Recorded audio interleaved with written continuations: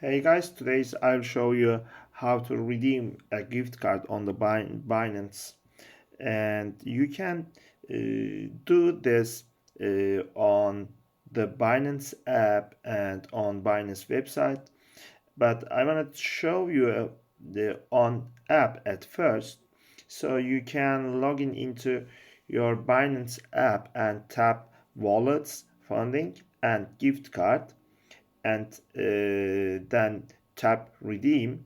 To redeem a Binance gift card to your Binance wallet immediately, type redeem to crypto as you see, and enter enter the 16 character redemption code on and tap redeem again, and the funds will be credited to your spot or funding wallet immediately. And now let's talk about how to redeem a gift card on the Binance website. So you need to log in into your Binance account and scroll to the bottom of the package. So you need to click gift card as you see, and then you need to enter the 16 character redemption code and click redeem as you see on my screen now.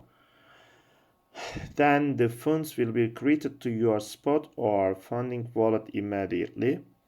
And if you need more information on Binance gift cards, you can visit Binance website and app on how to buy and Binance gift cards.